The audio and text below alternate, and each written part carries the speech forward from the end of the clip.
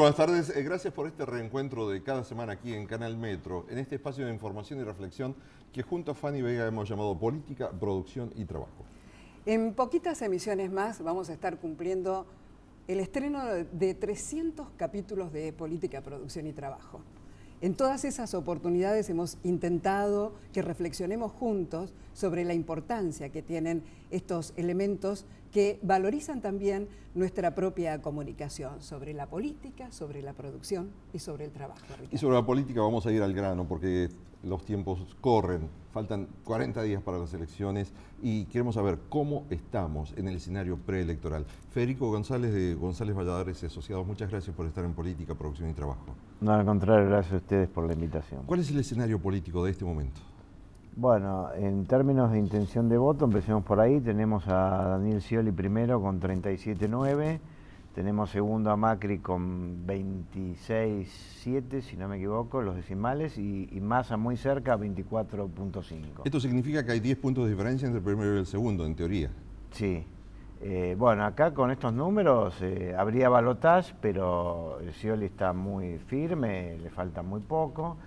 Y bueno, la oposición en este momento está dividida porque ese equilibrio que hay entre Macri y Massa, bueno, tal vez es bueno para Massa, que venía medio rezagado y lo está como por alcanzar, pero no es bueno para la oposición porque, digamos, existe la posibilidad de que Scioli gane en primera vuelta, no llegando a 45, sino pasando los 40 y sacando... Pasando 40 y sacando 10 puntos de diferencia. ¿Y el votante de Macri es el mismo que el de Massa, entonces, para que en esos puntos vayan tan rápidamente de un lado al otro? Y son parecidos, sí, sí. Bueno, ahí hay un ánimo. Yo creo que acá se ha hablado mucho de continuidad, cambio, y como si ese fuera el versus que define el escenario. A mí me parece que es algo más básico, que es kirchnerismo y no kirchnerismo, y ni siquiera diría anti-kirchnerismo, porque hay mucha gente que no es anti-kirchnerista, pero la verdad es que no quiere un gobierno que sea un signo de un signo diferente. ¿Y esa gente adopta de alguna manera o defiende el modelo que se implementaron, o por el modelo que se implementó en esta última década? Y me parece que esos son análisis que hacemos más nosotros y los políticos. Me parece que ahí hay otras lógicas que definen a la gente. Por ejemplo, a mí me parece que, a propósito de esta pregunta, lo que está pasando en este momento, que entre ellos se pelean los de la oposición, por ahí Massa lo pelean bastante a Macri, y eso va en contra del conjunto, ¿no? Entonces ahí la gente medio como que se asusta, bueno, pero al final los de la oposición se pelean y más vale malo conocido que bueno por conocer. Y eso funciona también en la cabeza de la gente. Porque es una campaña muy entretenida esta, por lo menos para los consultores debe haber sido una de las más divertidas, entre comillas, ¿no? Sí, no tiene desperdicio y lo que falta.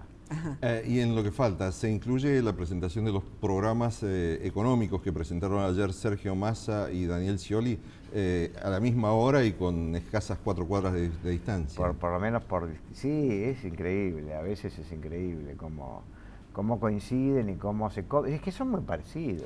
La presentación de propuestas, ¿incide en la intención de voto realmente o es más que nada cubrir un espacio formal de la candidatura?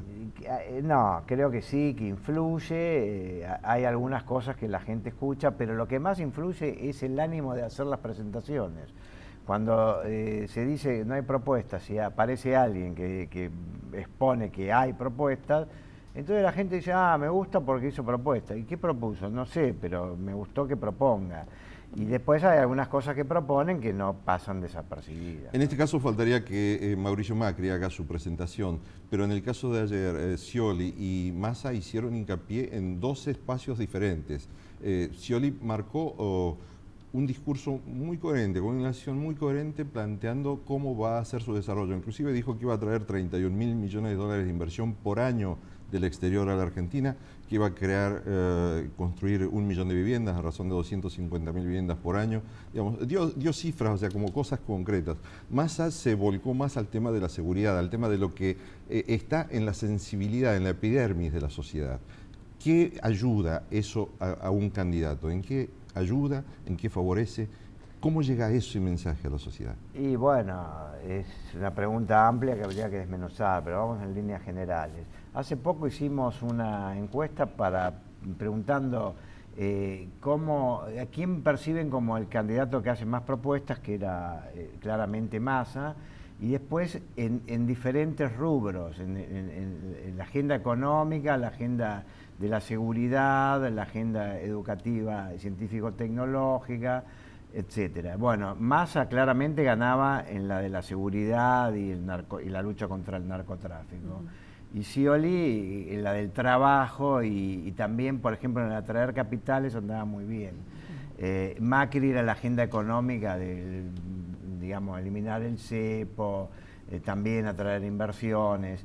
Y cada uno tiene lo suyo. Lo que pasa es que siempre después termina pesando más lo económico que el tema de... ¿Lo económico qué es? ¿El bolsillo, el día a día? Y claro, sí, porque en realidad el tema de la inseguridad, desde el punto de vista de la gravedad, es mucho más grave, pues está ahí en juego la vida. Pero lo que pasa es que ahí los seres humanos tenemos una especie de negación, bueno, eso es gravísimo, pero a mí no me va a pasar. Por más que hay señales de que le puede pasar a cualquiera, pero el bolsillo me pasa todos los días. Entonces, la gente estaba preocupada, en general ustedes alcanzan a medirlo, por una posibilidad de que las elecciones no sean muy prolijas, sigue flotando esta sensación de un posible fraude que no ha sido comprobado, así como estrictamente la palabra, el significado de esa palabra. Yo no sé si la gente piensa eso y tiene la preocupación. Ahora, si uno les preguntara, me parece que sí. Lo que pasa es que desde hace mucho tiempo en la Argentina vive como una especie de clima de inminencia de que algo va a pasar complicado. Después por ahí nunca, parece que amaga, pero al final después la realidad termina siendo un poco menos dramática de lo que parecía. Es la sensación que se impone a través de los medios, o sea, se mediatiza esa sensación claro, más que nada. Exacto, por ejemplo, lo que pasó en Tucumán parecía, bueno, ahora se viene en Chaco, y bueno, no pasó nada. Por suerte, ¿no? Pero bueno, va a estar complicado esa noche del 25, va a ser muy larga. La provincia de Buenos Aires es el escenario donde hay candidatos más fuertes, más de peso, pero además tenemos el 38% del electorado allí. Sí. ¿Cómo está la provincia de Buenos Aires? Bueno, la provincia de Buenos Aires es muy difícil de medir porque hay que ser realista y medir boletas, ¿no? O sea, que incluya presidente y gobernador. Los colegas por ahí, inclusive nosotros, a veces nos tentamos en preguntar gobernador como si fuera una elección separada. Cuando preguntamos así, va primero María Eugenia Vidal y que le saca algunos decimales a Aníbal y Felipe unos 4 puntos. Pero no es realista. Cuando preguntamos por boleta, claramente... es decir, que tracciona al presidente, el candidato a presidente. Y bueno, ahí hay mucha diferencia entre Aníbal y Vidal, que es segunda, y Felipe está ahí como avanzando lentamente, y es un candidato importante, Felipe, eso está claro. En la medida en que Massa se recupere, Felipe Solá, ¿no? Puede dar pelea importante, ¿no? Así que está abierto eso. Federico González, muchísimas gracias por traernos esta información, este análisis aquí a Política, Producción y Trabajo. Gracias. Nos reencontramos después de una breve pausa.